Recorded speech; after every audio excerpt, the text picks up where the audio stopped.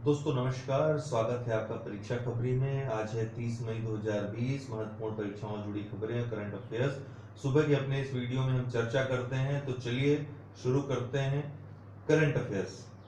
क्योंकि कोरोना काल में परीक्षाओं से जुड़ी बहुत ज़्यादा खबरें नहीं आ पा रही हैं। 30 मई को कौन सा दिवस महत्वपूर्ण है? तो हिंदी पत्रकारिता दिवस आज के दिन मनाया जाता है।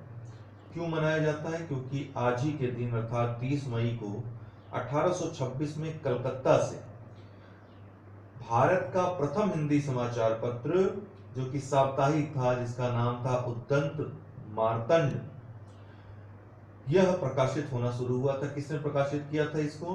पंडित जुगल किशोर शुक्ला ने। कानपुर के रहने वाले थे। ठीक है, तो 30 मई 1826 को कलकत्ता से यह प्रकाशित होना शुरू हुआ था। साप्ताहिक था, नाम था उद्दंत मार्तंड, भारत का प्रथम हिंदी समाचार पत्र। हालांकि आर्थिक तंगी की वजह से इसको फिर बंद करना पड़ा इनको। 1-1.5 साल तक ही ये चल पाया। आर्थिक तंगी थी, इसके अलावा लोगों ने भी इतनी रुचि नहीं दिखाई इसमें। और वास्तविकता ये थी कि उस समय अगर सरकारी सहायता अगर न मिले तो कोई प्रेस जैसी चीज नहीं चलाई जा सकती थी। ठीक है, तो आर्थिक तंगी की वजह से ही मुख्यतः इनको ये बंद करना पड़ा। फिलहाल ये प्रथम हिंदी समाचार पत्र था, इसलिए इसके उपलक्ष्य में 30 मई को हिंदी पत्रकारिता दिवस के रूप में मनाया जाता है। अगला है वित्तीय स्थिरता व विकास परिषद एफएसडीसी की 22वीं बैठक का आयोजन हुआ।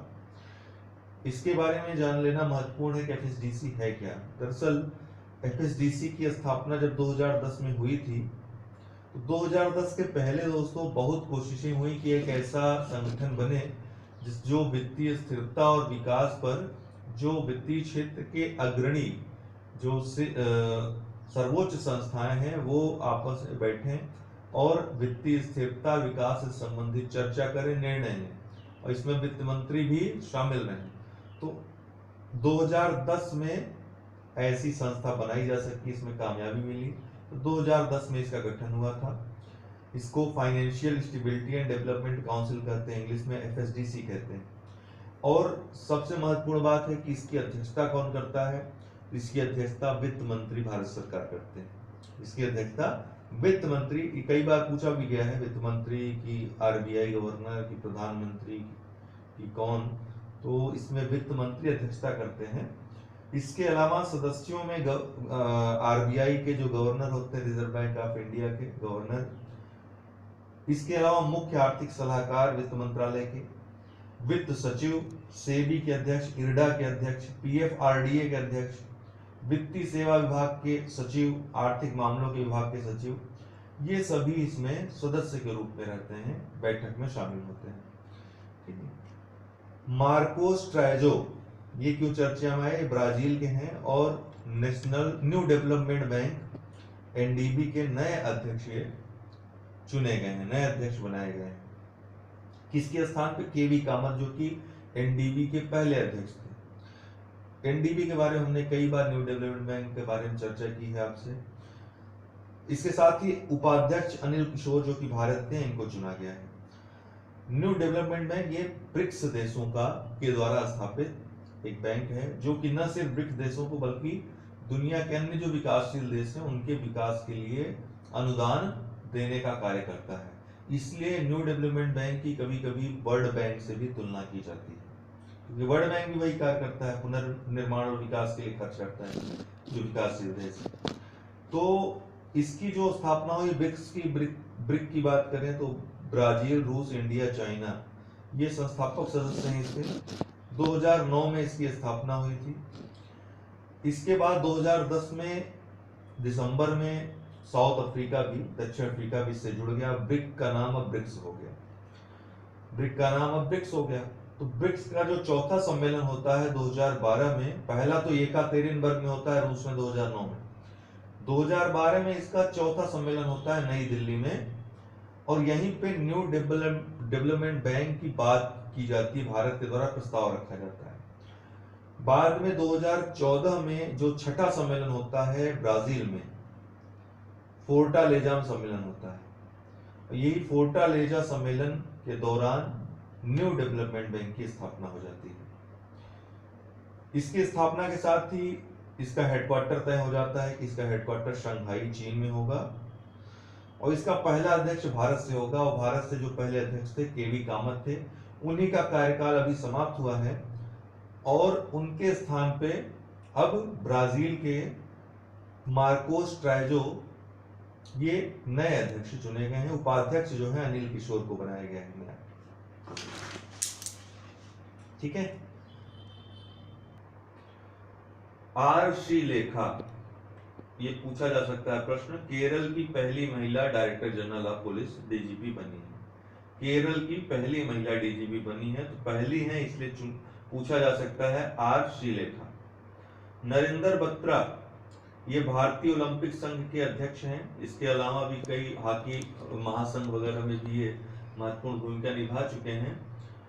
इनको जो अंतरराष्ट्रीय ओलंपिक समिति है जिसके अध्यक्ष थॉमस बॉक हैं, उन्होंने ओलंपिक चैनल आयोग का नया सदस्य नियुक्त किया है। ओलंपिक चैनल आयोग का सदस्य नियुक्त किया है नरेंद्र बत्रा को। तो ओलंपिक चैनल आयोग का कार्य क्या होता है? ओलंपिक समिति को कुछ भी सिफारिश करती है या सुझाव देती है। इसके अलावा जो आयोजन होते हैं ओलंपिक संबंधी, खेलों संबंधी जो आयोजन होते हैं उससे संबंधित भी कार्य इसके हाथ में होते हैं। चैनल ये इससे संबंधित कार्य करता है। ठीक है। तो ये महत्वपूर्ण जिम्मेदारी नरेंद्र बत्रा को मिली है, इसलिए ये पूछा जा सकता है। मेजर सुमन गवानी भारत की हैं, ये सैन्य अधिकारी, और कमांडर KMD कास्त्रो, ये ब्राजील की नौसैन्य अधिकारी हैं। दोनों ही शांति सेना में शामिल थी, यूएस की, यूएनओ की। इन दोनों को ही संयुक्त राष्ट्र सैन्य gender advocate of the year पुरस्कार प्रदान किया गया है।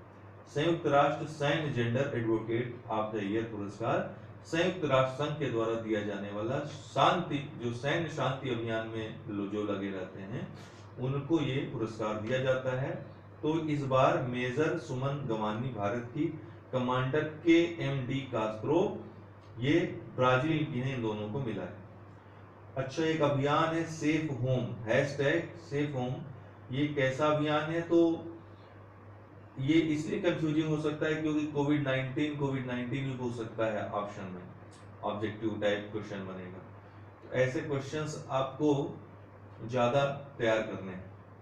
तो ये जो है कोविड-19 का नहीं है, बल्कि घरेलू हिंसा से महिलाओं बच्चों की सुरक्षा हेतु एक अभियान है जो कि 3 संस्थाओं द्वारा मिल करके चलाया जा रहा है। किसके द्वारा? फीफा के द्वारा, जो फुटबॉल संघ है, WHO के द्वारा, विश्व स्वास्थ्य संगठन के द्वारा, और यूरोपीय कमीशन के द्वारा, यूरोपीय आयोग के द्वारा। ये तीनों मिल करके #सेफ होम अभियान चला रहे हैं घरेलू हिंसा से महिलाओं व बच्चों की सुरक्षा के लिए।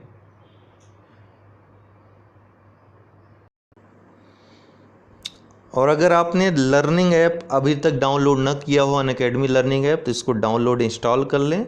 यहाँ पर कोई भी विषय, किसी भी एजुकेटर को आप सर्च करेंगे, कोई टॉपिक सर्च करेंगे, आपको मिल जाएगा। आप आराम से पढ़ाई कर सकते हैं, या फिर चाहें तो सब्सक्रिप्शन लेकर के पढ़ाई कर सकते हैं। सब्सक्रिप्शन आपको 1 मंथ से लेकर के 2 साल तक के उपलब्ध हैं, अर्थात 1 महीने से लेकर आप 2 साल तक का एडमिशन ले सकते हैं। प्रशुल्क कुछ उसमें लगेगा, जो भी सब्सक्रिप्शन चार्जेस हैं देकर पढ़ सकते हैं। हमारा रेफरल कोड अगर आप यूज़ करते हैं, रेफरल कोड है UD10 मेरा, ये यूज़ करते हैं तो किसी भी कोर्स में आपको छूट मिल जाएगी। ठीक है, तो इसको अवश्य, अगर आपको ज्वाइन करना है तो UD10 रेफरल कोड अवश्य यूज़ करिएगा। ठीक है ना। तो 12 महीने का कोर्स में जैसे 7,000 रुपये आपका लग रहा है, तो 24 महीने कोर्स में, उसी कोर्स में 9100 रुपये लगेंगे। तो आपका 2 वर्ष का जो फ़ी रहेगी वो कम पड़ रही है। तो आप चाहें तो 2 साल के लिए सब्सक्रिप्शन ले सकते हैं, पढ़ सकते हैं आराम से, तब तक आपका सिलेक्शन भी हो जाएगा कहीं ना कहीं। ठीक है, तो UD10 आप याद रखिएगा रेफरल कोड। तो दोस्तों आज के लिए इतना ही, बहुत बहुत धन्यवाद।